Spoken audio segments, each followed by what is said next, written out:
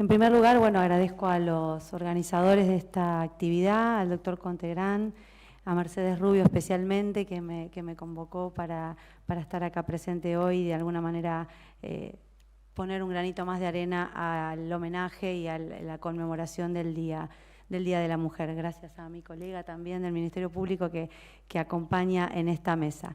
Bueno, en primer lugar, impactadísima con la presentación de Isolina, así que me gustaría pararme en el escenario como hizo ella para exponer, pero no me da a mí todavía para pararme y exponer, así que me voy a quedar acá sentadita que me siento todavía segura.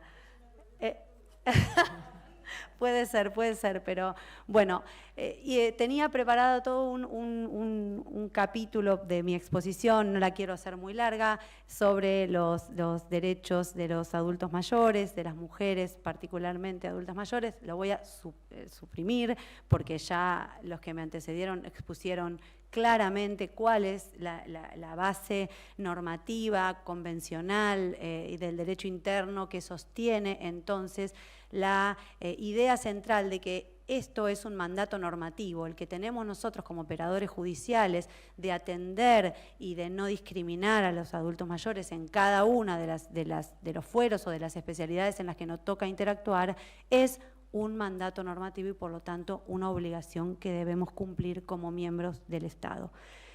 Eso por un lado. Por el otro lado también este núcleo duro de legislación y de jurisprudencia que protege especialmente a las mujeres y que intenta entonces acortar un poco esa desigualdad que sufrimos y esa situación de desventaja que sufrimos en todos los estratos y mayormente, como decía Isolina, cuando somos viejas. Entonces, escuchando las ponencias anteriores, voy a reformular lo que tenía pensado decir y, en primer lugar, quería mencionar algunas de las manifestaciones que tiene la violencia patrimonial en las personas mayores.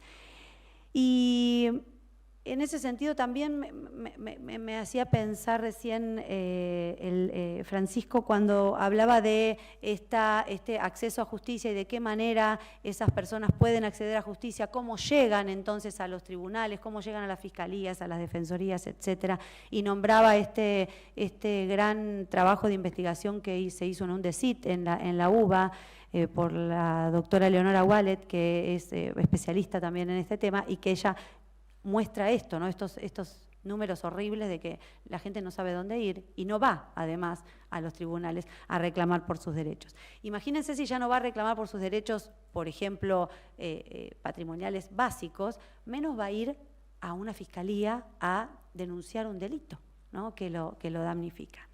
Entonces, en primer lugar, y como para bajar a la realidad estos principios que emanan de esta legislación de no discriminación, de acceso a justicia, decías también de acceso a los procedimientos, de un tratamiento preferencial. ¿Qué decimos cuando hablamos de todos estos conceptos, ¿no? De todos estos conceptos que nosotros estamos obligados a respetar?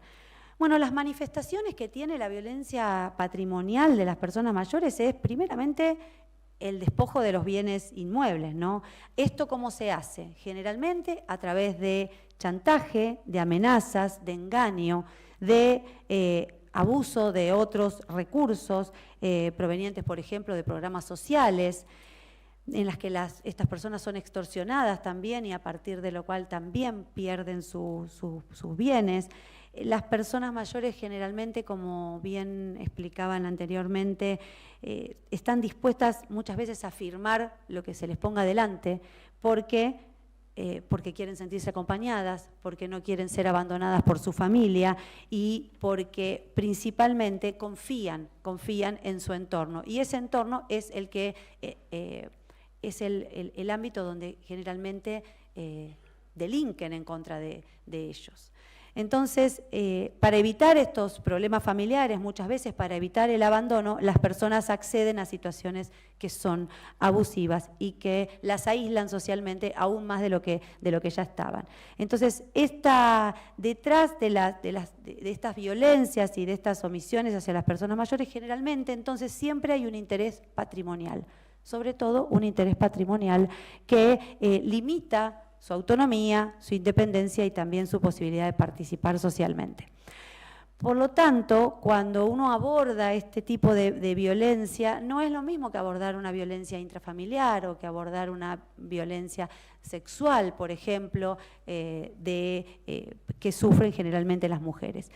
Y son bastantes las manifestaciones que hay diferenciadas respecto de qué mecanismos podemos utilizar para detectar este tipo de violencia patrimonial, que si bien se caracteriza por el menoscabo de los bienes materiales, de manera cotidiana vemos cómo esta manipulación que realizan las personas cercanas a las mujeres adultas mayores, generalmente también es una actividad disfrazada de cuidado. Se disfraza de cuidado, se disimula en el cuidado los verdaderos objetivos y los verdaderos, razones por las cuales estamos ahí cerca de esa persona mayor.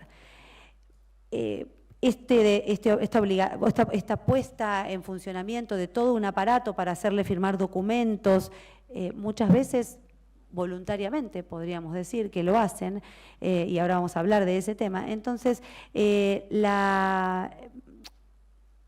esto se observa como un mecanismo también de violencia patrimonial que, como afecta indirectamente después la salud de las personas, como afecta la vida completa de las personas al despojarla de sus bienes, por supuesto que está acompañada de violencia física, de violencia psicológica y de violencia institucional cuando el Estado no garantiza entonces este acceso a la justicia de la que tanto estamos hablando.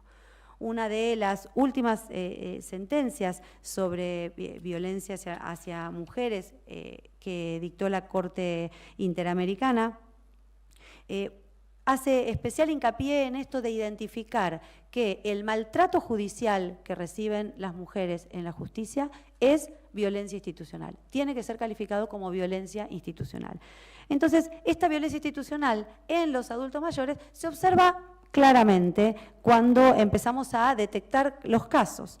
Y allí voy, en ese sentido, a contarles algunos de los casos en los que me tocó intervenir para, por lo menos, graficar de manera concreta a qué me refiero cuando hablo de, entonces, este tipo de violencia patrimonial. El primer caso que les voy a contar es el caso de Perla. Perla era una mujer que vivía sola en un departamento de Recoleta, no tenía hijos, había tenido un esposo, hacía muchos años que se había muerto, en realidad no era exactamente el esposo porque él tenía dos familias, entonces ella consideraba a su esposo, pero ella había sido la amante de él y vivía en ese departamento que le había dejado el señor que ella lo nombraba como un militar tan importante en su vida, etc. Bueno, y Perla vivía sola en su departamento. La sobrina de ella que vivía, me parece que vivía en La Plata, que vivía en esta ciudad, no iba muy seguido a visitarla a esa tía y era la única parienta que tenía, ella y los hijos de esta sobrina. Perla vivía, como les dije, sola al cuidado de los porteros del edificio. También una situación bastante común, ¿no? Que el portero del edificio empiece a cuidar al viejito, etc. Bueno, la cuestión es que la esposa del portero le hace firmar un poder para ponerla a cargo de ir a cobrarle la jubilación. Por esto de también esta brecha digital, ¿no? que la brecha digital es, podríamos decir que tiene como dos dimensiones, ¿no? La primera dimensión fue la primera brecha digital, esta de, bueno, te doy la tarjeta de débito para que puedas ir a cobrar, etcétera, que hasta ahí como las personas mayores pudieron quizás vencer esa primera brecha digital, pero ya la segunda brecha digital, en donde todos somos atendidos por automatizaciones, por bots, no hay personas humanas a las que poder recurrir en las oficinas públicas, etcétera, eso constituye una segunda brecha digital muy importante y la que claramente los adultos mayores no pueden superar. Entonces, ellos la acompañaban, le compraban la comida, ella podía caminar, era independiente en todo sentido, tenía muchos bienes adentro, muchos bienes de cosas adentro de su casa, y lo que le pasó fue que la convencen finalmente de que venda su departamento a un abogado que estaba viviendo en el mismo edificio y que era el vecino. Hola, ¿qué tal, Juancito? ¿Cómo está? Todos los días pasamos, Perla, qué divina la señora. La cuestión es que la llevan hasta una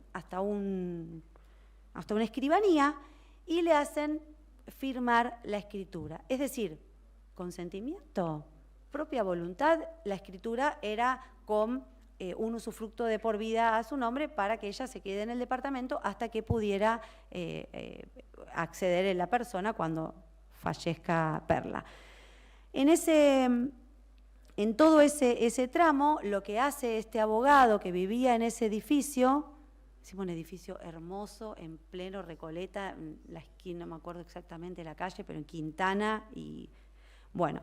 Entonces, el abogado hace ir a un médico, a Perla, y le hace hacer un certificado de que la persona estaba en excelentes condiciones de salud, mental, física, todo.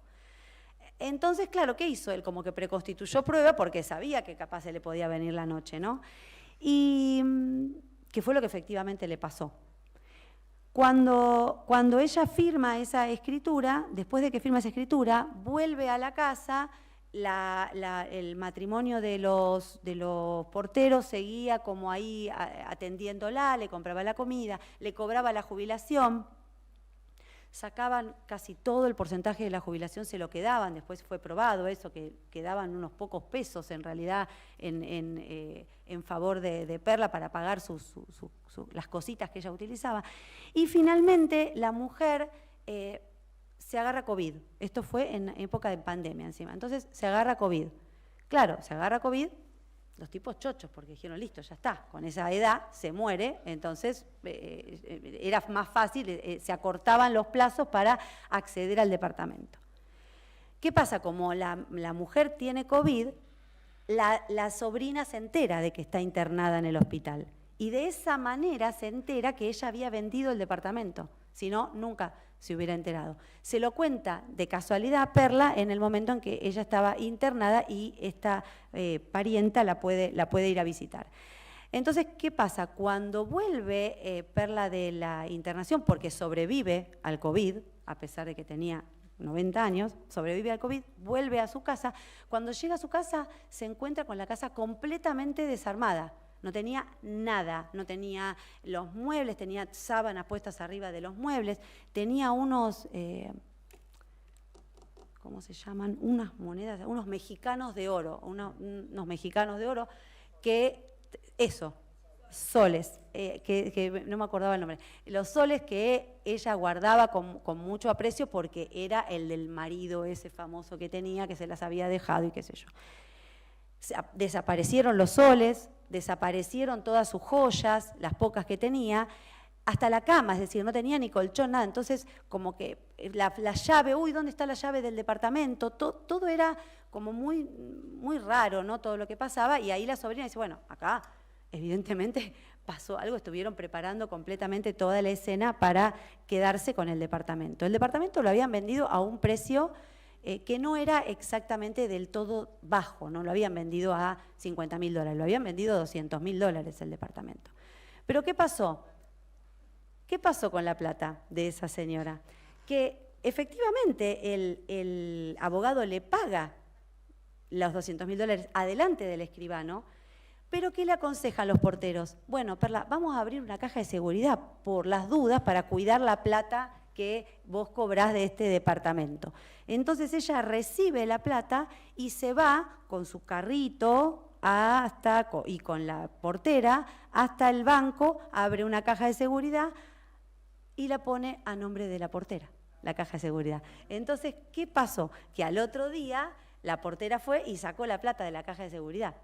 Quiere decir que esta era una mise en scène muy poderosa, ¿no? Muy fuerte, porque nos dejó, cuando nosotros recibimos el caso de la sobrina, la intención de la sobrina era proteger los derechos de su tía y, por supuesto, también la posibilidad de heredar ese departamento, claramente, y esto llega finalmente entonces a los tribunales, no por la denuncia de Perla, es decir, es por la denuncia de la sobrina que llega a la Fiscalía. Entonces, cuando nosotros pensamos cómo abordar un proceso penal con perspectiva de derechos, entendiendo a esta adulta mayor, por ejemplo, nos representamos esta pregunta de, bueno, ¿quién le va a hacer el peritaje a Perla para determinar si ella efectivamente estaba en condiciones psíquicas, psicológicas, físicas, sociales de enfrentar la compraventa del departamento? Porque ella nos decía, a mí me convencieron de que comprara el departamento. ¿Quién le iba a ir a tomar? ¿Cómo hacíamos para tomarle una declaración testimonial a Perla? Ahí se nos presentaron un montón de interrogantes que muchas veces, a pesar de los instrumentos procesales que tenemos, de las leyes procesales, no nos ayudan o no nos alcanzan para abordar esta situación, ¿no? ¿Cómo se toma una declaración testimonial? ¿Quién le va a preguntar a esta mujer? ¿De qué manera lo va a hacer? ¿Estamos preparados los operadores judiciales para enfrentar un acto procesal como este? Entonces, además estábamos en pandemia, ¿no? Entonces fuimos a la casa de Perla personalmente a tomarle la declaración testimonial porque ella no se podía trasladar a la Fiscalía. Entonces decíamos, bueno, se la tomamos por Zoom. ¿Cómo le vamos a tomar por Zoom la declaración testimonial a una señora que está en su casa y que ha pasado por toda esta tragedia? ¿Y por qué teníamos que tomarle declaración testimonial? Principalmente para poder corroborar y acreditar todos los elementos que nos exige el tipo penal de la estafa. Y ahí entran en juego las cuestiones que hablaba Isolina antes de cómo interpretamos legalmente la ley y cuáles son los elementos que vamos a tener entonces que tener en consideración para poder después considerar que efectivamente allí hubo una estafa. Con esto de la circunvención de incapaz, ¿hasta dónde entonces vamos a tener que probar que efectivamente ella era incapaz? ¿Incapaz de qué? Es decir, la engañaron y se abusaron de su confianza y se abusaron de su vulnerabilidad, dado que estaba en una casa solita a merced de estas personas, que además armaron previamente, como les dije, todo el cuento para llegar al resultado exitoso que parcialmente todavía tuvieron, en definitiva. Cuando llegamos a tomarle la declaración testimonial a la casa si los aburre mucho el caso, les paso a otro, que tengo otro para contar. Pero cuando llegamos a tomarle la declaración testimonial a Perla, a la casa, fuimos con la sobrina, la portera en la puerta, pase señora, entonces que era la imputada y que ya sabía que estaba el caso. Por supuesto, hicimos medidas cautelares para retener las medidas de no innovar sobre la titularidad de ese bien, para que no lo pueda vender a un tercero adquirente de buena fe, y ahí ya perdíamos completamente la jugada, básicamente. Entonces, la vamos a recibir declaración testimonial. Entonces decimos, bueno, grabemos la declaración testimonial, porque después pensaba, bueno, si esto llega a juicio, ¿cómo hacemos? Porque no sé si Perla va a sobrevivir a un proceso penal que es extenso, largo, ¿no? Y que muchas veces no respeta el plazo razonable, tal como recién mencionaban mis colegas. Entonces, bueno, grabamos con la poca tecnología que tenemos, ¿no? También no es que tenemos, wow, cuánta tecnología tenemos en el Ministerio Público Fiscal de la Nación. Teníamos una computadorita con una camarita y con eso le hicimos un Zoom en vivo, y le tomamos la declaración testimonial a Perla. Pero la cuestión es que Perla tenía además una hipoacusia severa muy fuerte y por lo tanto, si ustedes llegaran a ver ese video, realmente es muy...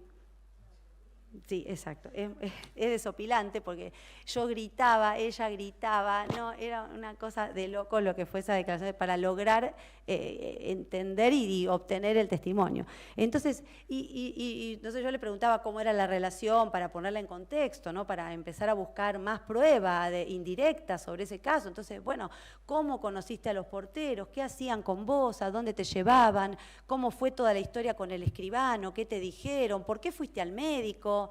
¿Este era tu médico de cabecera, no era tu médico? Él tenía 1.000.000 de preguntas para hacerle. Y cada pregunta que yo le hacía, aparte de explicarle quiénes éramos, para qué íbamos, por qué estábamos ahí en su casa invadiéndola, le íbamos a preguntar, etcétera, cada pregunta ella me hacía así, para atrás se tiraba y no llegaba como a comprender lo que yo le estaba preguntando. Entonces fue muy dificultoso. Y me encontré con como mi propia debilidad. No sabía cómo enfrentar completamente esa declaración testimonial. Sentí que me faltaban herramientas teóricas, empíricas y de capacitación para poder abordar un acto como ese. Logramos sacarlo adelante, así como les cuento, ¿no? medio a los bifes, logramos obtener bastante información de ese relato. Ella, bueno, quedó con mucha expectativa del resultado del proceso penal. Y también después se abrió una investigación donde pudimos determinar, por ejemplo, esto de que se gastaban toda la plata de la jubilación, de que al otro día con las cámaras de seguridad se vio perfectamente cómo la portera fue a sacar la plata que habían dejado el día anterior en la caja de seguridad, pero nos faltaba relacionar la acción de ¿quién? Del abogado. Exactamente, el abogado quedó un dandy. El tipo dijo, no, a mí me trajeron un certificado que decía que la señora estaba bárbara cuando me firmó la escritura. Por lo tanto, yo no tengo nada que ver. Y si después le robaron la plata, bueno, después le robaron la plata, yo no tuve nada que ver ahí. Los porteros procesados, fácilmente procesados los porteros, pero el abogado no. El abogado no tuvimos éxito. ¿Y por qué? Todavía no tuvimos éxito. Porque es un caso que todavía está en trámite, por eso tampoco puedo contar el final de la historia. Lamentablemente, uno de los tristes finales que tuvo esta historia es que Perla falleció. Y que la sigue, este caso lo sigue la sobrina de ella. Y luchamos contra nuestros propios prejuicios también en eso, porque gente de mi fiscalía, de mis empleados con los que trabajamos todo el día me dicen, pero la tía también estaba buscando. Bueno, sí, es decir, tenemos prejuicios todo el tiempo que nos nublan a veces la posibilidad de ver qué es lo que la sobrina, sí, perdón, eso, gracias, la sobrina. Entonces, ¿qué es lo que nosotros con lo que tenemos que luchar para poder llegar a un buen resultado en un proceso penal? ¿Cuál es el estándar necesario que nosotros necesitamos probar en un proceso penal para considerar que, por ejemplo, acá efectivamente existió un aprovechamiento de la condición de vulnerabilidad que tenía Perla? ¿Es necesario probar de manera categórica, por ejemplo, la incapacidad que tenía para realizar actos de disposición de esos bienes en materia civil? ¿Es necesario? ¿Cuál es, entonces, a dónde tiene que llegar ese estándar para poder avanzar en el proceso penal en contra del abogado, que a mi criterio también tuvo una... ¿Cómo son las participaciones ahí? Las reglas de la participación están también sujetas a interpretación. Entonces, ¿cómo son las reglas de interpretación de la participación aplicadas a un caso como este? ¿Qué actividad tuvo el abogado? ¿Cuál fue? ¿Hasta dónde llegaron los porteros? ¿Hasta dónde llegó el escribano? El escribano es el que dice, a mí me trajeron una persona con un certificado que decía que estaba 10 puntos. Y yo le hice firmar una escritura que no tenía nada y adelante mío le entregaron el dinero. Todo eso es cierto. Todo eso es cierto. Entonces, ¿cómo vamos a poder determinar que ella no tenía posibilidad de autodeterminación ni posibilidad de defenderse? Es una pregunta, no tengo la respuesta concreta. Este es uno de los casos que quería traerles para discutir y para reflexionar entonces sobre cómo esto que decimos de acceso a la justicia, de una mirada no estereotipada, de no discriminar durante el proceso penal a lo largo de todo el proceso penal y no solamente en la sentencia, cuando se descubren los estereotipos de género porque están escritos, pero durante todo el proceso penal y sobre todo desde el inicio del proceso penal, muchas veces esos estereotipos nublan las decisiones y, como decía Isolina, nos hacen ir para acá o nos hacen ir para allá. Porque quizás otro fiscal puede agarrar el caso y decir, no, acá hubo consentimiento, acá está todo clarito, no hay delito. No hay delito. Otro caso fue el de un señor, en este caso, el de un varón que era un médico y que también ahí, importante, te escuché con mucha atención, importante lo que decía Isolina de esta condición de vulnerabilidad que no todos los adultos mayores tienen, porque son diferentes las situaciones de vida. Este señor se llamaba Carnevale y Carnevale era un médico muy prestigioso que estaba jubilado y que vivía en su casa. La mujer tenía Alzheimer, vivía en un geriátrico, él vivía solo en su casa y la única referente que tenía en su vida era su hermana. Le hacen el famoso cuento del tío a través del teléfono, la llama por teléfono su hermana y le dice: mirá, Carlos, van a pasar mis contadores a buscarte porque hoy hay una urgencia, salió una nueva disposición del Banco Central, hay que cambiar los dólares cara grande por cara chica y vos tenés los dólares en la... Bueno, el señor tenía $780.000 de ahorros, que eran los ahorros de toda su vida, y vivía en un departamento hermoso en el barrio de Belgrano. Es decir, que era una persona que tenía un buen pasar económico y que no tenía necesidades económicas. Y que además médico, es decir, tenía el derecho a la salud garantizado. Vemos cómo las variables van cambiando a medida que el caso concreto nos llama a atender diferentes situaciones. El señor baja a buscar a los contadores de su hermana. La voz de la hermana era exactamente la voz de la hermana. Eso lo dijo él en esa primera declaración, y lo suben a un auto, lo llevan hasta el primer banco, le van explicando los contadores cómo tenía que hacer. Entonces va al primer banco, saca de la caja de seguridad $400.000 y le dicen: pero vos tenías más plata ahorrada, me dijo tu hermana. Ah, sí, tengo otra caja de seguridad en otro banco que está acá también, todo microcentro. Bueno, lo llevan de recorrida, van al otro banco, le hacen hacer lo mismo, le hacen sacar la plata de la caja de seguridad y se la entrega en las dos bolsitas que sacó en el auto donde estaban estos dos señores que lo acompañaban todo el tiempo, ¿no? Entonces, finalmente, esta persona les hace entrega del dinero y le dicen: bueno, ahora bájate acá, en una esquina fue en la esquina del zoológico, le dice: bájate acá que ahora va a pasar el otro contador que te va a traer los dólares cada grande para poder llevarlos al banco y volver a depositarlos. Y lo dejaron ahí parado, en esa esquina, y se fueron. Entonces el señor empezó a angustiarse, porque aparte no tenía el celular, no tenía encima el celular, no sabía para dónde ir. Un taxista lo observa, lo sube al auto y él le pide que lo lleve hasta la casa de la hermana. Cuando llega a la casa de la hermana le dice: che, me vinieron a buscar tus contadores. ¿Qué? ¿Qué contadores? ¿Cómo te voy a mandar a contadores? Yo no te mandé ningún contador. Bueno, ahí la mujer llama por teléfono, 911, hace la denuncia, intervenimos, estábamos de turno, intervenimos nosotros. Cuando llega la policía a la casa del señor, ya en su departamento, le toman una amplia declaración, le toman dos declaraciones, primero en la comisaría, proceso de revictimización, le volvemos a tomar otra declaración porque no nos alcanzó todo lo que nos dijo en la comisaría, entonces queríamos preguntarle más detalles, entonces mandamos a una brigada a la casa del señor a que lo entreviste, pero ya en la casa, cuidado, etcétera. Resulta que cuando la empleada doméstica baja a abrirle a los policías que le tomaron la declaración testimonial tal como nosotros le pedíamos, etcétera, baja la policía a buscarlo. Cuando sube, el señor estaba muerto en el sillón de un infarto.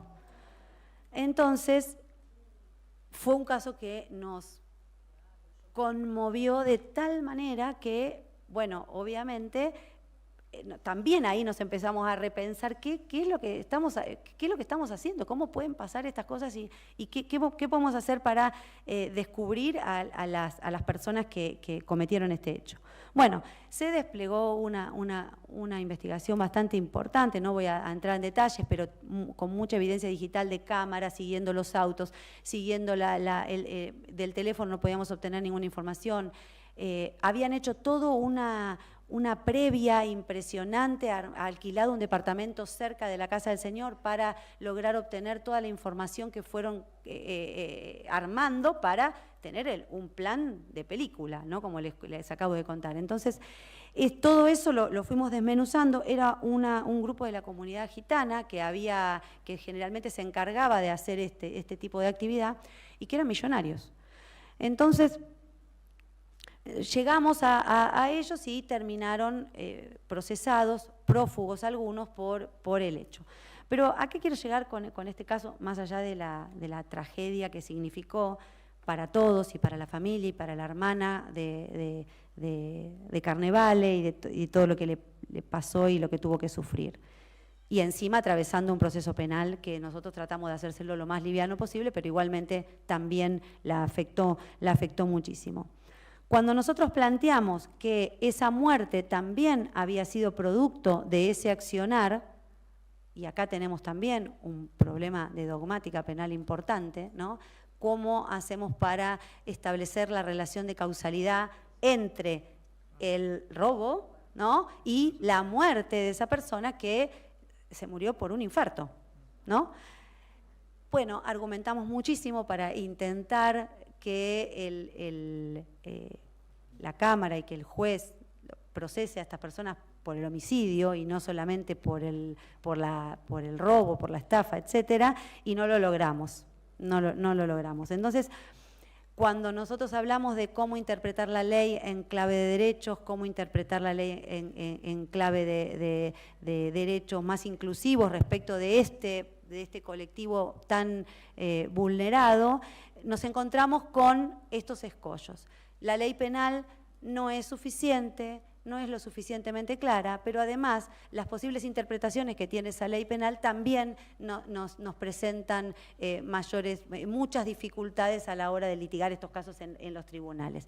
Y ni hablar la ley procesal, que como ustedes saben, ustedes están a pasos gigantes adelante nuestro en la reforma procesal, que implica que muchas veces el poder de las investigaciones lo tengan los jueces y que estas cosas a veces nos lleguen a nosotros con mucha demora, muy tardíamente y con muy pocas posibilidades de acción. Bueno, tenía un tercer caso, pero no se los voy a contar, no los quiero entretener mucho, mejor lo terminamos acá y estoy abierta a las preguntas. Gracias a todos y a todas.